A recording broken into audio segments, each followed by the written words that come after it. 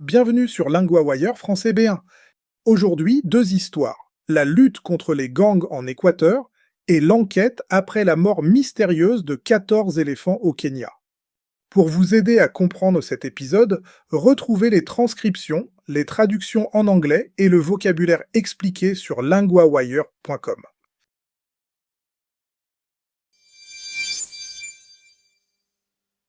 En Équateur, la police lutte durement contre les gangs. Elle doit aussi combattre la corruption dans le système. Inès, correspondante de LinguaWire pour Justice, qu'est-ce qui se passe dans la ville de Durán?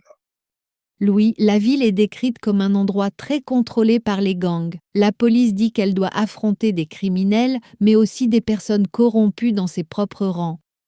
Donc le problème n'est pas seulement dans la rue, il est aussi dans les institutions. C'est ce qui rend cette affaire encore plus difficile à résoudre. Le capitaine Jean-Carlos Bustamante parle même de mauvaises personnes dans l'unité et dans la politique. C'est une accusation très lourde.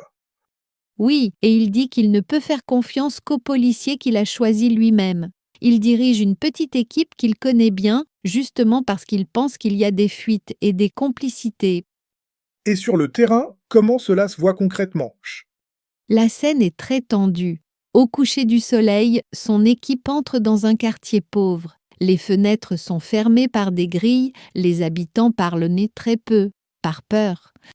On sent tout de suite ce silence forcé. Qui contrôle ce quartier? Selon la police, c'est un groupe appelé Los Aguilas. Les habitants n'osent pas dénoncer les gangs, parce que le capitaine dit que les gens qui parlent peuvent être tués. C'est brutal et ça montre bien le climat de peur. La police a-t-elle trouvé quelque chose pendant cette opération?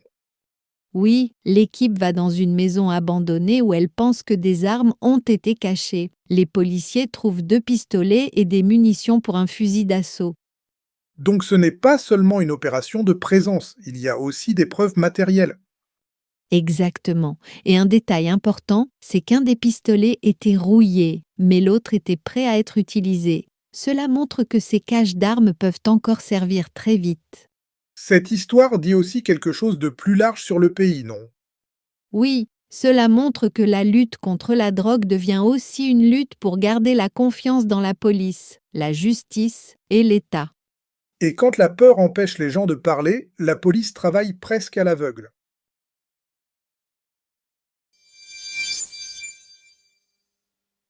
Au Kenya, l'urgence est d'un autre type.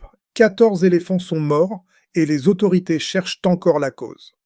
Nous retrouvons maintenant Hugo, correspondant de LinguaWire pour Environnement. Hugo, pourquoi cette affaire attire-t-elle autant d'attention? Parce que c'est le plus grand nombre de morts d'éléphants dans cette zone du sud du Kenya depuis des décennies. Les carcasses ont été trouvées près du parc national d'Amboseli, dans une région connue pour sa faune. Qu'est-ce que les services de la faune disent à ce stade? Le Kenya Wildlife Service dit que des experts examinent les carcasses. Des échantillons ont aussi été envoyés à des laboratoires pour chercher une cause, maladie, empoisonnement ou autre chose. Donc pour l'instant, il n'y a pas de réponse simple. Les autorités insistent-elles sur ce point? Oui, elles disent qu'il n'y a pas de preuve pour le moment d'une cause unique. Elles veulent éviter une conclusion trop rapide. Je vois aussi que les animaux n'ont pas été trouvés au même endroit. Est-ce important? Oui, c'est utile. Un responsable a dit que les corps avaient été trouvés à plusieurs endroits autour du parc, à 15 à 30 km de ses limites. Cela complique l'enquête. Et le nombre d'éléphants dans cette région reste élevé malgré cette crise. Selon des chiffres cités par les observateurs locaux, il y avait plus de 2000 éléphants dans l'écosystème d'Amboseli en 2025. La population reste importante, mais cette série de morts inquiète beaucoup. Parce que ce n'est pas juste un fait isolé, c'est un signal d'alerte pour tout l'écosystème.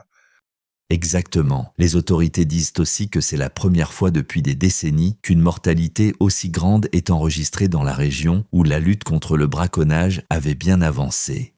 Donc même là où le braconnage a reculé, il reste d'autres risques possibles. C'est ça. Cette enquête montre qu'une population animale protégée peut encore être vulnérable, par exemple à une maladie ou à une intoxication. On comprend mieux pourquoi les laboratoires sont maintenant au centre de l'histoire. Oui, car sans résultat précis, il est très difficile de savoir s'il faut agir contre l'eau, une plante toxique ou un autre danger.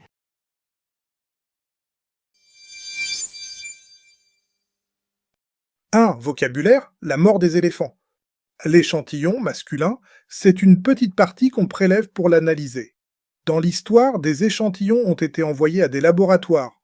Exemple, le médecin a pris un échantillon pour le tester.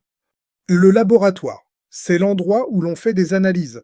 Dans l'histoire, les tissus ont été envoyés à des laboratoires.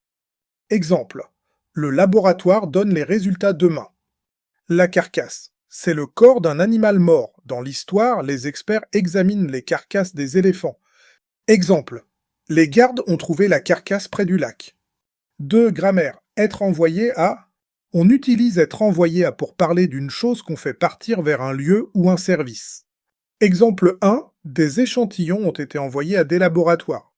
Exemple 2, les tissus ont été envoyés à des laboratoires pour analyse. Répétez, ont été envoyés à des laboratoires.